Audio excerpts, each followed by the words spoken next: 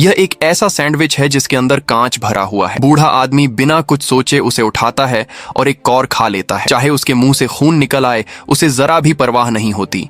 ऐसे सैंडविच वह हर दिन सैकड़ों की संख्या में खाता है। जैसे ही वह जरा सा भी अस्वस्थ महसूस करता है, पत्नी को तुरंत सैंडविच लाकर देना पड़ता है। अगर एक पल की भी देर हो जाए तो उसे मार पड़ती है। सैंडविच देने के बाद पत्नी जल्दी से वहां से हट जाती है और एक तंग सी छोटी कोठरी में जाकर स्वेटर बुनने लगती है। लेकिन अभी कुछ ही देर हुई होती है कि फिर से पति की आवाज सुनाई देती है। पत्नी मजबूरी में फिर उठती है। पति के प्रति अपनी नाराजगी दिखाने के लिए वह इस बार सैंडविच में बर्तन धोने वाला साबुन मिला देती है। लेकिन हैरानी की बात यह होती है कि पति उसे भी मजे से खा लेता है। पत्नी अविश्वास में चुपचाप लौट जाती है। फिर से अपनी छोटी कोठरी में जाकर स्वेटर बुनने लगती है।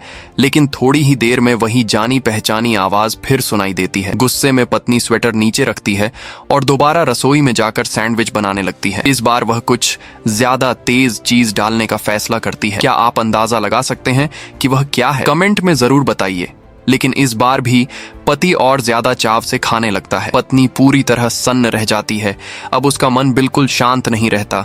डर और बदले की अजीब सी भावना उसे घेर लेती है। तभी वही जानी पहचानी आवाज फिर सुनाई देती है। इस बार वह पूरी तरह टूट जाती है। एक जोर की डांट सुनाई देती है और वह घबरा जाती है। फर्श पर बिखरे कांच के टुकड़ों को देखकर उसके मन में एक डरावना ख्याल आता है। वह कांच के टुकड़े सैंडविच के बीच रखती है और कांपते हाथों से पति को परोस देती है। हैरानी की बात यह है कि पति अब भी उसे मजे से खाता है। चाहे उसके मुंह से खून निकलने लगे, वह रुकने का नाम नहीं लेता। यह देखकर पत्नी डर जाती है। लेकिन जब वह वापस अपनी छोटी कोठरी में लौटती है तो उसका चेहरा असामान्य रूप से शांत होता है। जब वही आवाज एक बार फिर आती है तो उसके दिल में अब कोई हलचल नहीं होती। वह मुस्कुराते हुए धीरे धीरे बैठक की ओर बढ़ती है। दृश्य बदलता है। पति वहां सिर्फ एक कंकाल बन चुका होता है। उसके सामने फफूंद लगे सैंडविचों का ढेर लगा होता है। असल में पति तो बहुत पहले ही मर चुका था। इससे पहले जो कुछ भी हुआ वह सब पत्नी की कल्पना थी। साफ दिखता है कि पत्नी पति के घरेलू अत्याचार से कितनी डरी हुई थी। पति के मर जाने के बाद भी